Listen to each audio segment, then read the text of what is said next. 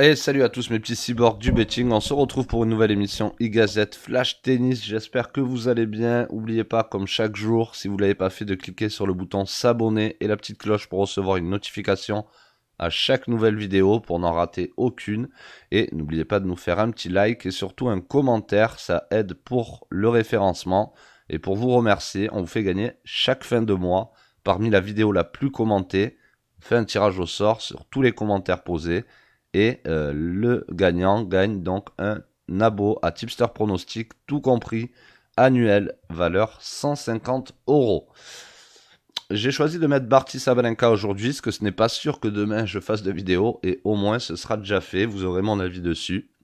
Vous avez déjà un petit peu mon avis dessus si vous regardez bien et vous écoutez les vidéos précédentes depuis un petit moment. Je vous dis, Sabalenka a un problème psychologique dans les tournois au-dessus des 500. Et là, on est sur un tournoi WTA Madrid 1000.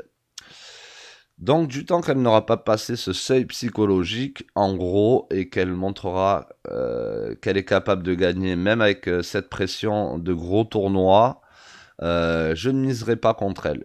Je ne miserai pas pour elle. Donc, ce sera soit un no-bet, soit Barty. Quoi qu'il en soit, je trouve Barty excellente depuis ce début d'année, malgré qu'elle était questionnable niveau physique, etc. Et des fois, elle est un peu courte, mais elle fait le job et c'est pas la numéro un pour rien. Donc sur ce match, léger avantage Barty pour moi. Et comme je vous ai dit, je ne sais pas si je vais la bête encore, mais en tout cas, c'est sûr que je ne bêterai pas Sabalenka. Donc voilà mon avis. Et puis bonne chance aux deux joueuses. C'est une finale et c'est sans nul doute. Nul doute que ce sera un très gros match. On a affaire là vraiment à une belle finale. On a sur l'ATP Madrid un match qui pourrait ressembler à une finale. Rafael Nadal contre Alexandre Zverev. Nadal qui a fait un beau tennis. Zverev un petit peu moins, mais qui se reprend un petit peu mieux. Hier il a battu Dan Evans, donc ça fait plaisir. Ceci dit, maintenant c'est Nadal. Alors, cote de Nadal à 1,21. Cote de Zverev à 5,13 sur PS38, 98% de TRJ. D'ailleurs, pour ceux qui bettent en argel, vous aurez des cotes presque aussi proches que le point .com parce que les books, quand il y a des gros matchs, comme pour Barty Sabalenka ou pour Nadal, ici, vous aurez des cotes assez hautes parce qu'ils savent que vous aimez parier ce genre de match. Pour moi, ici, je me méfierais. C'est pareil, je ne bêterai pas Nadal. Et franchement, la cote de Zverev est un peu grosse, donc je l'ai mis dans ma playlist. Elle est à 5,13, elle est sortie à 4,50. Et peut-être qu'on serait pas surpris de l'avoir montée à 5,50, 5,60. Donc je vais observer cette cote-là. Mais voilà, je ne miserai pas Nadal sur ce match. Je pense que le match va être assez, assez serré. Je pense pas que Nadal va mettre 6-2, 6-2 à Zverev, quoique c'est possible, hein, avec un Nadal en forme et un Zverev qui fait 25 doubles fautes comme il a fait deux matchs avant. Mais voilà, en tout cas, je trouve que la cote de Zverev est intéressante. Nadal commence à être vieux, je vous l'ai dit, même s'il est impérial encore, il va avoir des difficultés contre la next-gen à un moment donné. Et c'est pas, il y a déjà eu des Tsitsipas, etc., qui l'ont battu, donc pourquoi pas Zverev ici. Thiem face à Isner. Donc je dis pas de bêter Zverev, je dis juste que c'est dans ma playlist. Hein, n'oubliez pas les amis. Voilà, je dis juste que je ne bêterai pas Nadal. Thiem face à Isner. Isner est incroyable au service. Et j'ai mis ça dans ma playlist parce qu'il met trop d'ace, c'est abusé, il est quasi imbrécable. Thiem, lui qui revient, mais qui joue directement un excellent tennis. Et puis on sait qu'il adore la terre battue, hein, c'est son terrain. Et on voit que les books, ben voilà, les cotes sans marge seraient 1,33 pour Team et 4 pour Isner. Donc 3 fois sur 4, Team gagne le match. Voilà ce que proposent les books. Mais évidemment, si on voudrait miser sur Team, on n'a pas cette cote à 1,33 car les books prennent la marge sur Team. Alors soit parce que beaucoup de gens ont misé Team et ils sont obligés de réduire sa cote, sinon ils sont obligés de payer trop. Soit il se méfie parce qu'il pense que Team va battre Isner assez souvent, au moins 3 fois sur 4. Et donc il laisse une cote pleine à Isner à 4,01 et c'est pas improbable que les gens continuent à bêter Team parce que c'est un joueur populaire et que finalement on se retrouve avec une cote aux alentours de 1,25 pour Team et du coup 5 pour Isner si on imagine qu'il n'y a pas de marge de book. Donc j'ai mis ce match en playlist parce que si Isner ça monte encore un peu plus que 4, si on regarde en plus Voilà, 2,70 team 1,86, 1,7 Isner 2,03. Si la cote monte vers 5 pour la victoire d'Isner ou 4,60, on pourrait avoir Isner prend un 7 à 2,20 ou plus.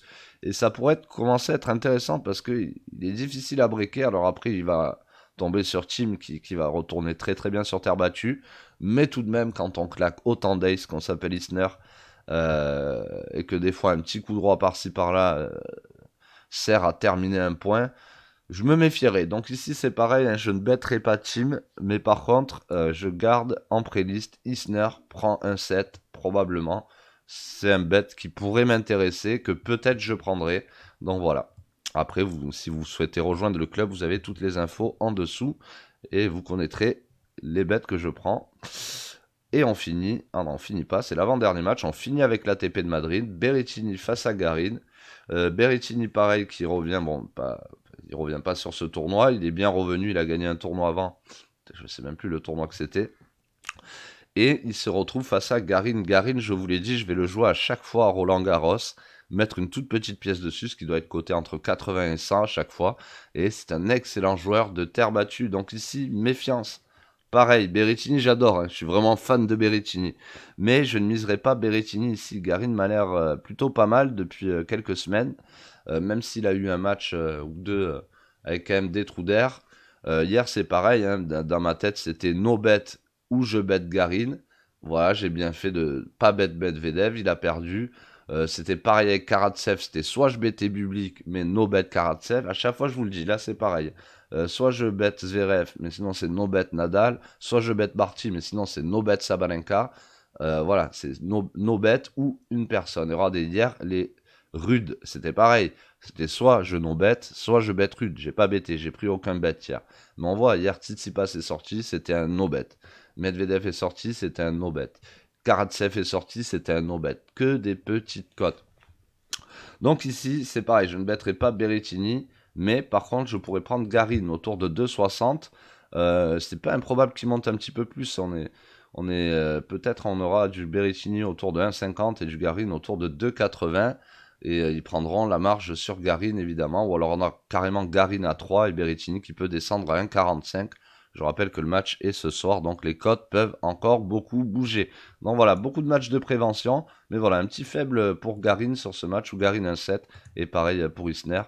Et pareil pour Barty. Et on va aller sur un challenger à Saint-Malo. Paolini contre Schmiedlova. J'adore Paolini. Mais je trouve sa cote un peu, face à Schmiedlova, un peu